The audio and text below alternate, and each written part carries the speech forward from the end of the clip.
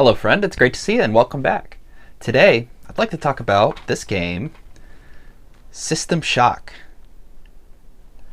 Now, System Shock is a quite old title, the original coming out in 1994, but we're going to talk about the 2023 System Shock released, developed by Nightdive Studios, who is a studio bringing tons of FPS classics to modern systems, now including this version for the PlayStation 5.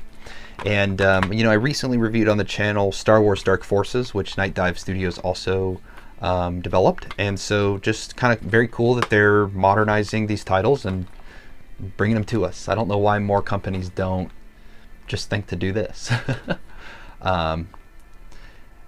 Regardless, it's published by Looking Glass Studios, who was the developer of the original System Shock 1 and 2 and Thief 1 and 2 as well. So kind of cool, and a little history there, I guess. This remake began development originally in 2015. The team went on to complete a $1 million seed funding campaign that they did on Kickstarter, and from that moment began an 8-year development cycle, featuring 6 delays along the way. And development was actually restarted twice to scrap the engine and move from Unity to Unreal, as well as the team's ambitions wanting to kind of make an experience much closer to the original, following internal as well as fan feedback to what they were kind of showing out there about System Shock Remake. And so yeah, the game was put on a complete hiatus for a while when they began kind of reassessing the development. So the reviews were pretty favorable when this game got launched. Some critics really loved how close it stuck to the original. Some critics hated how old it felt to play. And so we'll talk a little bit about System Shock.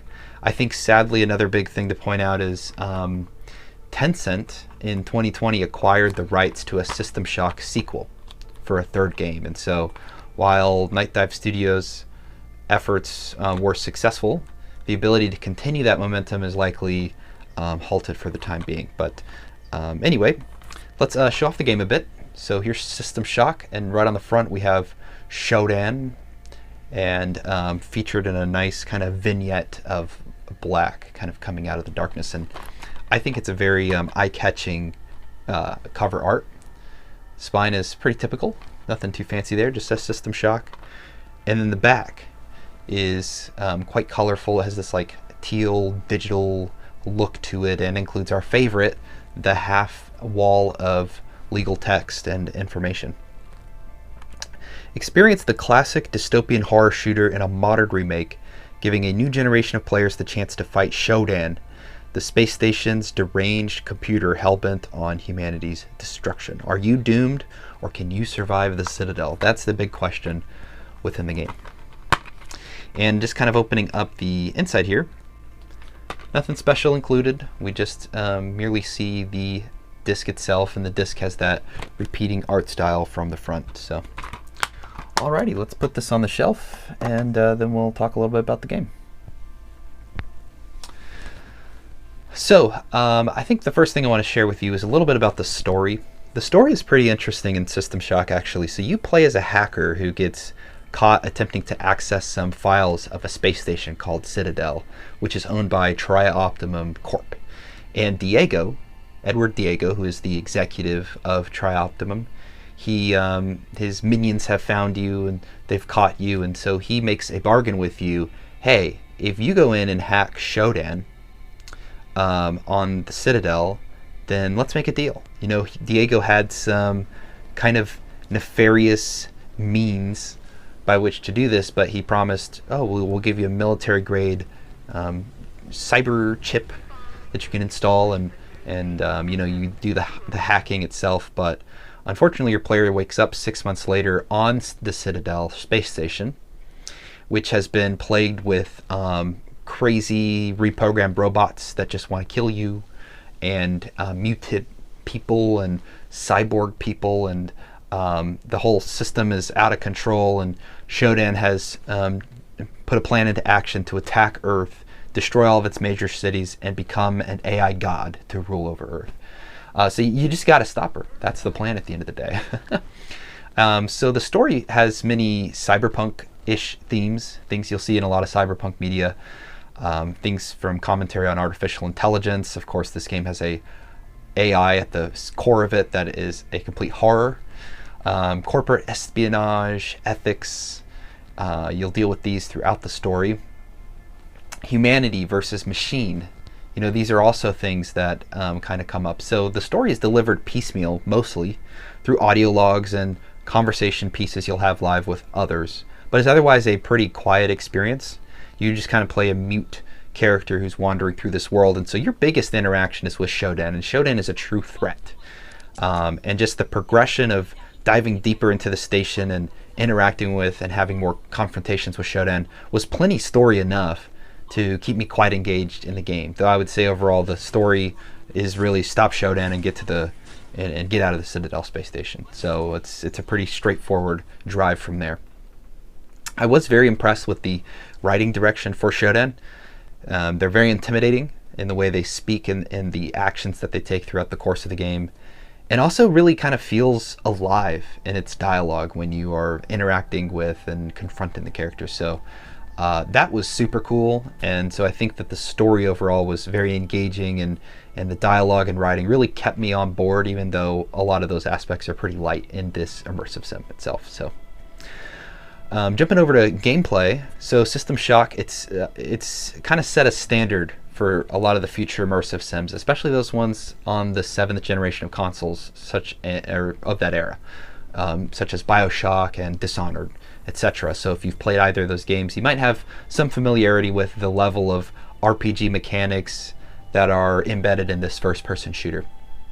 You'll explore the Citadel Space Station, kind of looking for key items and completing objectives to move deeper into the space station and destroy SHODAN's core. And you'll solve puzzles. So there's cyberspace hacking mini games where you'll fly around and you'll be in a cyberspace in first person, kind of shooting things in a three-dimensional space, which I found pretty fun actually. And there are some security bypassing puzzles which are quite engaging and will remind me quite a bit of BioShock's bypassing puzzles. And there's also things like navigating environmental hazards you'll have to do from time to time, such as rooms filled with radiation or with electricity, and you'll have to get through those by some means. Along the way, you'll fight plenty of enemies using guns and melee weapons, and these are various in the types, and as well will give you a lot of options in terms of the items you're collecting along the way, because the game does have some light survival elements such as managing resources and inventory systems. And I'll be honest that some of the collectibles at points in the game can be scarce, and they did put me in situations where I really had to be thinking ahead. And there are also some certain light RPG elements as well, such as upgrading your character's abilities and upgrading your weapons as well and equipment to make you more skilled. So some commentary I have on the gameplay aspects of this game. I would say it did feel very modern while still having that distinct immersive sim quality about it that for me was extremely engaging. The survival aspects as well, which I was just commenting on, were tough at times. And I would say there's only a few games that have really put me in a situation where I was thinking very strategically about what decisions and what moves I needed to make. And later parts of System Shock 2023 really did that for me in a way I haven't felt since I've been played the original Resident Evil a few years back was the last time I played it. But so I really enjoyed that the game had me thinking and had me very much strategizing. So I was happy with that experience. I would say that the combat can be a bit stiff and a little underwhelming at times. You know, once you get a couple good weapons and strategies and you've upgraded those, then I think you'll likely employ these for the rest of your playthrough. And so that was something that I felt could have been worked on a bit. However, I know that the game developers wanted to be kind of tried and true to the original and faithful to it. And I think in that, they've captured the essence of what the combat was like, 20 some years ago now. Or, yeah, geez, 30 years ago? Geez, crazy. So, a couple other things I would say, the UI in terms of working within the inventory systems and navigating the audio logs and looking over the map, for a controller, felt kind of slow and clunky. There's a cursor that you have to use to move through it, and that cursor is very slow, and I couldn't find a way to change the cursor speed. And then also, because you have to flip through tabs and stuff, you're constantly using shoulder buttons and stuff to navigate around, or using the cursor to change the different tabs. And it just kind of felt like it could have used a little facelift for moving from PC to console, though this is mostly like a console complaint. I'm sure on the PC it handles a lot better since you have that little cursor aspect to the use of the UI, but just something to expect if you decide to pick it up and play it on consoles. And another thing I kind of experienced was that the puzzles were pretty abstract throughout the course of the game, or at least a couple of the overarching ones, such as there are specific codes you have to collect on CPU reactor cores, or on cores, so then you can use them in the reactor later in the game. And unless you really had a good idea that you had to do that going in, the game, at least in my mind, didn't really mention it to me. And then also meant that because of that, I had to do an hour plus of backtracking and writing codes down and stuff to kind of progress in the game, which felt a little unnecessary if there were some hints in place, but maybe that's just something I overlooked all along the way. And then another big thing that happened is that there are some objectives and key items maybe you'll use or trigger, or you'll go through and you'll do a cyberspace mini game, and then that'll unlock a door somewhere, or will trigger a special event, but it could have happened on a previous level you've already scraped through, or you don't get a notification that this door was unlocked. And so a couple times I experienced situations where I was completely lost, and I had to wander around for an hour plus to figure out, oh, okay, that door is open now. Okay, I can go forward and move through. And so I think this game overall requires a kind of a serious level of attention to detail and patience. So if you're playing through it, pay close attention to all the information you're getting from audio logs that and notes that might kind of tell you what to do next. To dialogue that characters are sharing as well. I think sometimes I get caught up in playing some of these games and just paying so close attention to the gameplay aspects that maybe I'll pick up an audio log and I'll let it play, and then I just kind of zone out while I'm playing the actual game. So just a little hint from me. And then a couple of little glitchy things. Well, one little big glitchy thing that I thought, oh, this was problematic, I want to call out as well, is that the interact button is the same as the reload button. And so there are situations where you'll want to interact, but you'll reload a weapon. And that's okay if you have like a pistol or something, you reload the clip, boom, the clip's fine. But there are battery weapons, and these have finite ammunition per battery. So if you have 8 batteries, they go 100% to 0%. Let's say you've used only 30, so you have a 70% battery still, and you press interact. There are chances where, and this happened to me over and over again, where the weapon would reload instead of interacting, and you lose that whole battery. And I struggled with that throughout the game, and it was a frustrating experience. So I really had to kind of train myself to think, okay, I'm going to use the interact button. I'll switch to the wrench. The wrench will be okay. I'm not going to reload my wrench, right? So that's something I did find overall. So while there are some little quirks and some things about the game, UI slow, a couple little glitchy things that made it challenging to not lose my ammunition, my very valuable ammunition that I didn't want to lose. I'd say I had a lot of fun playing the game, especially in just the exploration aspect. The Citadel Station really started out kind of feeling like a maze and a huge tour to explore, but the further I'd get into a level, and especially the further down into the station I would go, I start to realize, okay, I got to go back. Oh, here's this route, this nook, this cranny. Here's how I get and traverse back and forth between the various levels. And I really started to feel like I understood this station. And that felt and came so organically and naturally through the exploration. So I loved that this game just emphasized wandering around, exploring it, and really understanding the station at large. I think those aspects of the gameplay are so fun and very cool. Pivoting over to just talking about sound at large, the music is quite great in System Shock. It has these ethereal kind of ambient electronic sounds that kind of set the tone and the atmosphere when you're exploring the station. But then at times of combat and confronting SHODAN, you'll get these kind of harsh electronics that are exhilarating and high tempo. And so I really enjoyed the selection of music that they used to present the atmosphere to me as a player. So that was really quite fun. And the voice acting was solid as well. I mean, the audio logs that you'll get, they sound really good. But I kind of mentioned this a little earlier, SHODAN just felt completely alive. and the way in which the AI speaks and interacts with you was super impressive, and sound is so important in those aspects, and so I think they really got it right here. And the sound effects at large are great.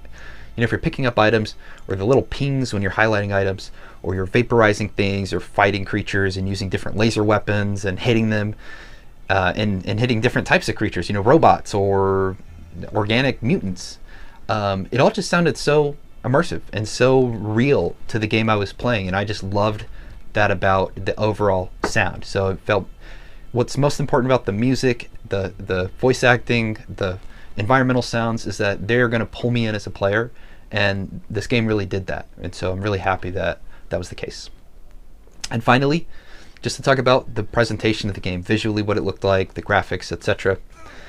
The game has a modern visual design. It looks like a game that would be made in Unreal Engine, and is of the time. But the actual art style itself has these like old polygonal text and textures that really only begin to shine when you get closer to something in the environment. I have to say that I really love this. It's unique and interesting, and it's just different. You know, they could have gone and done a full kind of scrape of the visuals, reboot it, make it look like a super modern game, and it does. It's technically very impressive. But I love that I've not seen such a thing where it's 3D, it's immersive, it looks like a 2024 video game, but the texture up close looks like something I would see on like Super Mario 64, I don't know. Just that low polygonal look, but it's very sharp and high res, and I just thought it was so cool to look at and wander around it. The world felt like its own character, it felt like its own thing, and so I love that about it. And when I first saw it, I was surprised, but it grew on me a lot. So I really did love that about it. And I love that the developers kind of did go for that authenticity to the original, even to the extent of wanting to be faithful to the game and not necessarily strip its visual character from it, and kind of remind you that, hey, this is a remake. So overall, because of that, the presentation itself was very cool, and again, it felt cohesive with the sound and the atmosphere that the game was building on. So I would say overall, I had a lot of fun with System Shock 2023. I think I got the platinum on it, I could be wrong, but I explored every nook and cranny of the station, and I wanted to know everything about it and find the best means of defeating SHODAN, and so I love when a game just pulls me in like that, just grabs onto me and it says, hey, you might have played this 8 hours today, but you're going to come back tomorrow, right? You're going to play another 8 hours. It's very rare that a game will do that. So, but all in all, I'm curious if you've played this. If you haven't, I would recommend to pick it up. I had a lot of fun with it, and I would love to know your thoughts. And otherwise, I hope you liked the video. And if you did like the video, please like it and subscribe. Would love to have you join the community and come chat about games with me in the future as well. Well, until next time, stay well, stay healthy, and look forward to seeing you again. All right, bye guys.